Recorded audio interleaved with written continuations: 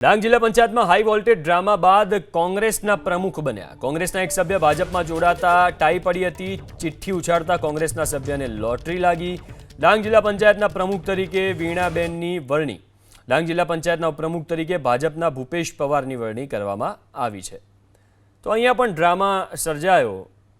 કોંગ્રેસના એક સભ્ય ભાજપમાં જોડાતા ટાઈ પડી ગઈ, જે પછી ચિઠ્ઠી ઉછાળવામાં આવી ને એમાં કોંગ્રેસના જે સભ્ય છે એમની વરણી થઈ। તો હાઈ વોલ્ટેજ ડ્રામા બાદ ધાનપુર તાલુકા પંચાયતમાં પ્રમુખ ઉપપ્રમુખની વરણી। આમ આદમી પાર્ટીને ભાજપને બાર મત મળતા ઉછાળવી પડી ચિઠ્ઠી ઉછાળતા આમ આદમી પાર્ટીને લોટરી લાગી। પ્રમુખ તરીકે આમ આદમી પાર્ટીના સોનલબેન ભુરિયાની વરણી, ઉપપ્રમુખ તરીકે ભાજપના નયનભાઈ બારૈયાનું નામ।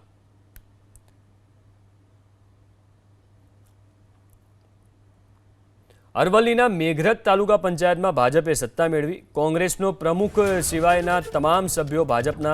કોંગ્રેસની પાસે વધુ બેઠક છતાં ભાજપે સત્તા હાંસલ કરી। કોંગ્રેસના 11માંથી 2 સભ્યોએ ભાજપને ટેકો જાહેર કર્યો। એક અપક્ષ અને 2 કોંગ્રેસના સહિત 13 બેઠક સાથે ભાજપની સત્તા। ચૂંટણી પ્રક્રિયામાં કોંગ્રેસના 2 સભ્યોએ ભાજપને આપ્યા મત। કોંગ્રેસના સભ્ય ભરત ખાંટ ભાજપના ટેકાથી બન્યા પ્રમુખ। મેઘરજ તાલુકા પંચાયતમાં ઉપપ્રમુખ પદે અરવિંદ ખરાડાની વરણી।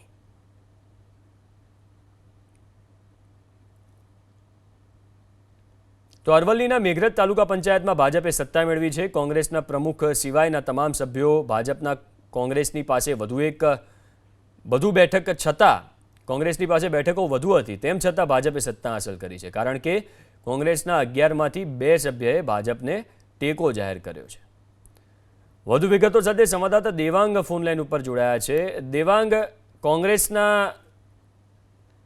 બેઠકો કોંગ્રેસ પાસે વધારે હતી, તેમ છતાં સત્તા ભાજપને મળી। જે 2 સભ્યો એવા કોંગ્રેસના ભાજપને એમણે ટેકો જાહેર કર્યો, શું વિગતો છે, કયા સભ્યો? ચોક્કસથી વાત કરવામાં આવે તો અરવલ્લી જિલ્લામાં પ્રમુખ અને ઉપપ્રમુખ માટે માહોલ રસાકસીનો જોવા મળ્યો છે। ખાસ કરીને મેઘરજમાં સત્તાનો પવન બદલાયો છે। ખાસ કરીને જે કોંગ્રેસ પાસે 11 સભ્યો હતા અને ભાજપ પાસે 10 સભ્યો હતા, પણ આજે જ્યારે ચૂંટણી દરમિયાન જ કોંગ્રેસના 2 સભ્યો જેઓ ભાજપને ટેકો હાંસલ કર્યો, જેમાં જે કોંગ્રેસમાંથી જે ભાજપને ટેકો જાહેર કર્યો તે સભ્યને જ ભાજપે પ્રમુખ બનાવ્યા છે। ખાસ કરીને હાલ તો અપક્ષ અને કોંગ્રેસના 2 ટેકેદારો સહિતના ભાજપ પાસે 13 બેઠકો, એટલે કે ભાજપ સત્તામાં આવી ચૂકી છે। ભાજપના ભરતભાઈ ખાંટ જેઓને પ્રમુખ બનાવવામાં આવે છે અને ઉપપ્રમુખ તરીકે અરવિંદ ખરાડીને ચૂંટાયા છે। આમ હાલ તો કોંગ્રેસ પાસે સભ્યો વધારા હતા છતાં પણ ભાજપે બાજી મારી છે। જી, આભાર દેવાંગ વિગતો આપવા માટે।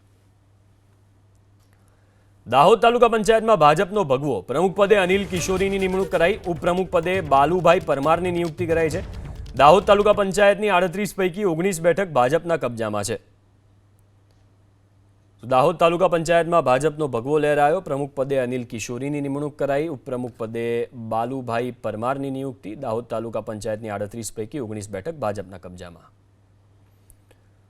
અરવલ્લીની ધનસુરા તાલુકા પંચાયતના પ્રમુખ ઉપપ્રમુખની વરણી। ધનસુરા તાલુકા પંચાયત પર ભાજપે સત્તા હાંસલ કરી। ભાજપ પાસે 16 અને કોંગ્રેસ પાસે 2 સભ્યોનું સંખ્યાબળ। પ્રમુખ તરીકે લક્ષ્મીબેન પરમારની વરણી, ઉપપ્રમુખ પદે અજમેલજી ચૌહાણની વરણી કરવામાં આવી છે। તો અરવલ્લીની ધનસુરા તાલુકા પંચાયતના પ્રમુખ અને ઉપપ્રમુખની વરણી કરવામાં આવી। ધનસુરા તાલુકા પંચાયત પર ભાજપે સત્તા હાંસલ કરી છે। 16 ભાજપ પાસે અને 2 સભ્યોનું સંખ્યાબળ કોંગ્રેસ પાસે છે।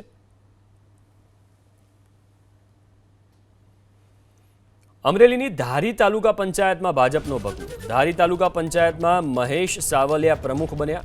ગુલાબબેન વાળાની ઉપપ્રમુખ પદે નિયુક્તિ કરવામાં આવી છે। તો ધારી તાલુકા પંચાયતમાં ભાજપનો ભગવો લહેરાયો છે। પ્રમુખ બન્યા છે મહેશ સાવલિયા અને ગુલાબબેન વાળા બન્યા છે ઉપપ્રમુખ।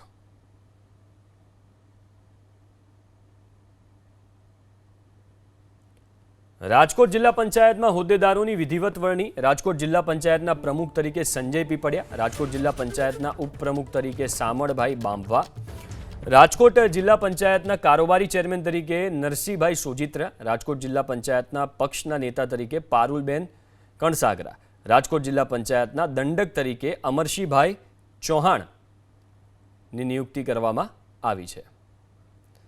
તો રાજકોટ જિલ્લા પંચાયતમાં હોદ્દેદારોની વિધિવત વરણી કરવામાં આવી। જિલ્લા પંચાયતના પ્રમુખ તરીકે સંજય પીપળિયા, જિલ્લા પંચાયતના પ્રમુખ તરીકે સામળભાઈ બાંભા, જિલ્લા પંચાયતના કારોબારી ચેરમેન તરીકે નરસિંહભાઈ સોજીત્રા. ભાવનગર જિલ્લા પંચાયતના પ્રમુખ ઉપપ્રમુખની સત્તાવાર વરણી. ભાવનગર જિલ્લા પંચાયતના પ્રમુખ તરીકે અશોકભાઈ લાદવા, ભાવનગર જિલ્લા પંચાયતના ઉપપ્રમુખ તરીકે સુજાનસિંહ ગોહિલની વરણી કરાઈ છે. ભાવનગર જિલ્લા પંચાયતમાં ભાજપનો 36 બેઠક પર વિજય થયો હતો. તો ભાવનગર જિલ્લા પંચાયતના પ્રમુખ ઉપપ્રમુખની સત્તાવાર વરણી. ભાવનગર જિલ્લા પંચાયતના પ્રમુખ તરીકે અશોકભાઈ લાદવા, ઉપપ્રમુખ તરીકે સુજાનસિંહ ગોહિલની નિયુક્તિ કરવામાં આવી છે.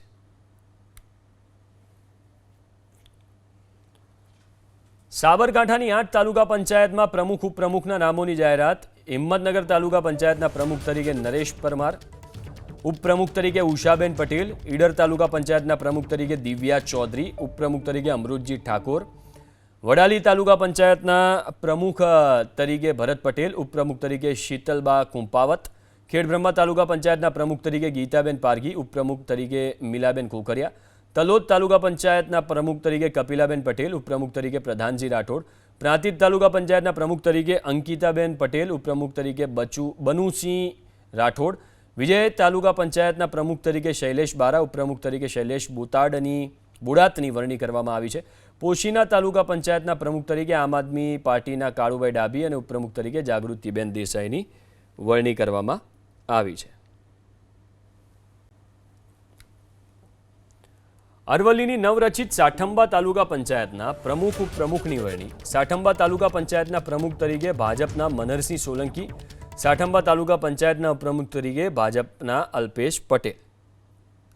તો અરવલ્લીની નવરચિત સાઠંબા તાલુકા પંચાયતમાં પ્રમુખ ઉપપ્રમુખની વરણી કરવામાં આવી છે. સાઠંબા તાલુકા પંચાયતના પ્રમુખ તરીકે ભાજપના મનહરસિંહ સોલંકી અને ઉપપ્રમુખ તરીકે ભાજપના અલ્પેશ પટેલ. છોટાઉદેપુર જિલ્લા પંચાયતમાં ભાજપનો ભગવો. છોટાઉદેપુર જિલ્લા પંચાયતના પ્રમુખ બન્યા ઉપેન્દ્ર રાઠવા. છોટાઉદેપુર જિલ્લા પંચાયતના પ્રમુખ બન્યા રાયસિંગ ભીલ. જિલ્લા પંચાયતમાં યોજાઈ હતી પ્રથમ સામાન્ય સભા. સામાન્ય સભામાં પ્રમુખ ઉપપ્રમુખના નામની જાહેરાત. આમ આદમી પાર્ટીએ પણ પ્રમુખ ઉપપ્રમુખ માટે દાવેદારી કરી હતી. તો છોટાઉદેપુર જિલ્લા પંચાયતમાં ભાજપનો ભગવો લહેરાયો છે. છોટાઉદેપુર જિલ્લા પંચાયતના પ્રમુખ બન્યા છે ઉપેન્દ્ર રાઠવા.